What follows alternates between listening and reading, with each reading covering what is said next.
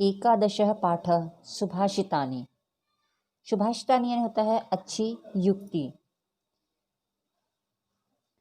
परोक्षे कार्यहंतारम प्रत्यक्षे प्रियवादिनम वर्ज्येते तादृशम मित्रम विषकुंभम पयोमुखम। तो यहाँ पर परोक्षे यानी होता है पीठ पीछे, और कार्यहंतारम यानी कार्य को नष्ट करने वाले, और प्रत्यक्ष यानी होता है सामने, प्रियवादिनम यानी होता है मीठे बोलने वाले। तो जो पीठ पीछे हमारे कार्य को नष्ट करने वाले होते हैं और सामने प्रिय बोलने वाले मित्र होते हैं, ऐसे मित्र को त्याग देना चाहिए।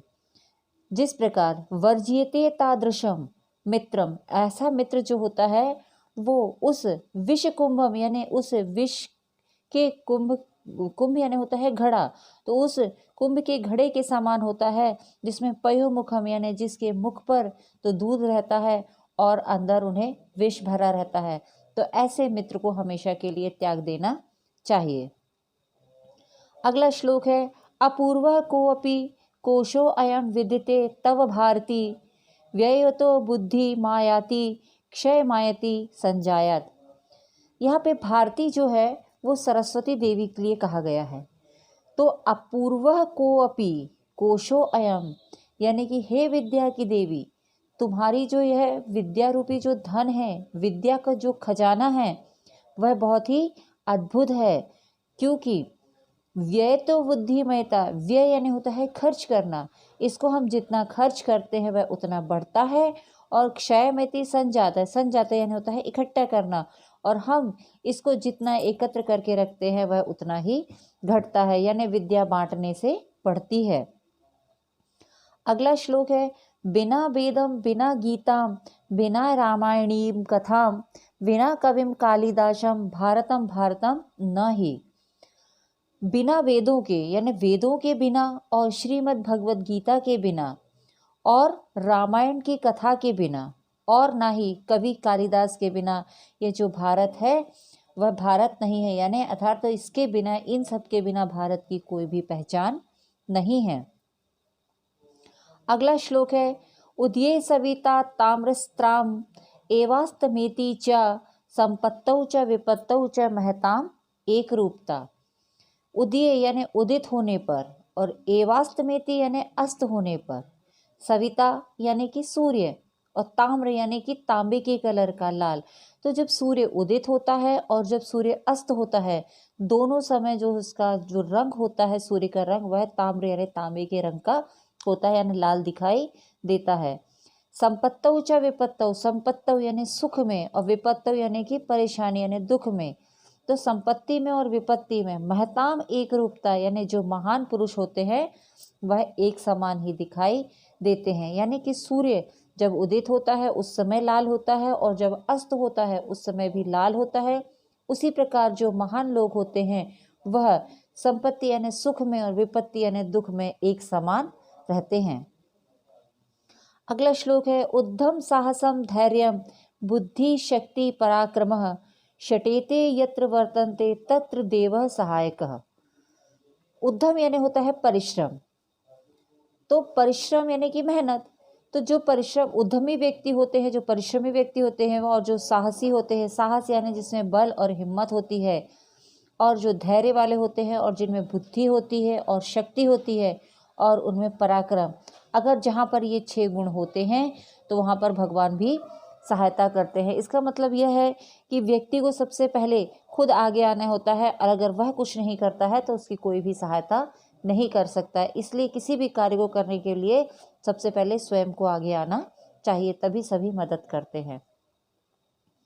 इसका अगला श्लोक है नवरत्न दुर्लभम लोके विद्या तत्र सुदुर्लभा कवित्वम दुर्लभम तत्र शक्ति तत्र सुदुर्लभा। नवरत्नम यानी कि जो संसार में जो मानव है, मानव जन्म जो है उसको नवरत्न कहा गया है। दुर्लभम लोके, दुर्लभ यानी कि कठिनता से। तो संसार में, और लोके यानी होता है संसार, तो संसार में जो मानव जन्म है वह बहुत ही कठिनता से प्राप्त होता है। विद्या तत्र सुदुर्लभा, और यदि मानव जन्म मिल भी जाए तो उसमें विद्या जो है यानी कि ज्ञान, वह भी बहुत ही कठिनाई से प्राप्त होता है, यानी विद्या जो है वो बहुत कठिनाई से प्राप्त होती है। कवित्वम दुर्लभम तत्र, और अगर इसके बाद विद्या भी अगर मिल जाती है तो उसके बाद कविता करना यानी कवित्वता जो प्राप्त करना वह भी बहुत ही कठिनता से प्राप्त होता है। शक्ति स्त्रत सुदुर्लभा, और अगर उसके बाद कवित्व भी मिल जाए तो उसमें कविता करने वाले की जो कविता करने वाले जो होते हैं उनको ईश्वर प्रदत्त यानी शक्ति यानी कि क्षमता बहुत ही कठिनता से प्राप्त होती है। यानी संसार में मानव जन्म कठिनाई से प्राप्त होता है और मानव जन्म मिल जाने पर विद्या बड़ी कठिनाई से मिलती है। और वहीं अगर विद्या प्राप्त भी हो जाए तो जो कवित्व है वह बहुत ही कठिनाई से प्राप्त होता है, और शक्ति और भक्ति तो वहाँ पर बहुत ही अधिक कठिन होती है। कहने का भाव यह है कि संसार में जहाँ मानवता नहीं होती है वहाँ पर विद्या, कवित्व, कर्म और शक्ति ये सब बहुत ही मुश्किल से प्राप्त होते हैं। इसलिए मानवता जो है उसको सर्वप्रथम बताया गया है। अगला श्लोक है अयम निजः परो वेति गणना लघुच्च एत्साम उदार चरिता नाम तु वसुदेव कुटुंबकम। अयम यानी मेरा, तो यह मेरा है, और परावेति पर यानी दूसरे का, पराया, और यह दूसरे का है। गणना यानी गिनती, ऐसा सोचना। लघु चेत साम यानी छोटे, लघु यानी होता है छोटे, तो यह मेरा है यह उसका है, ऐसा जो है यह छोटे मन वाले यानी छोटी बुद्धि वाले लोग ऐसा सोचते हैं, जिनका छोटा मन होता है वो ऐसा सोचते हैं। उदार चरिता नाम तू वसुदेव कुटुंबकम, वसुदेव यानी होता है पूरी पृथ्वी, पूरा संसार, और जो उदार हृदय वाले होते हैं वो तो सारे संसार को अपना परिवार मानते हैं। कुटुंब यानी होता है परिवार। अगला श्लोक है छाया मानस्य कुर्वन्ति तिष्ठन्ति स्वयमाप्तापे फलायन्ति परार्थाय वृक्षाः सत्पुरुषा एव। छाया यानी कि छाया देना, तो दूसरों को क्षायम न कुर्वन्ति यानी कि दूसरों को छाया प्रदान करते हैं और स्वयं धूप में खड़े रहते हैं, और फल्यानपि यानी फल भी देते हैं, परार्था यानी परायों को। कौन? वृक्षाः, तो वृक्ष को सत्पुरुष के समान यानी महान पुरुष के समान बताया गया है कि जो दूसरों के लिए छाया करते हैं और स्वयं धूप में खड़े रहते हैं, और फल भी जो है वह दूसरों के लिए ही होते हैं। इसलिए जो वृक्ष है वह कैसे? सज्जनों के समान होते हैं, अर्थात जो सज्जन दूसरों के लिए कष्ट सहन करते हैं, करके भी उन पर दूसरों पर उपकार करते हैं, तो उनको उसी प्रकार वृक्ष भी वैसे ही होते हैं कि मतलब वो दूसरों पर उपकार करते हैं।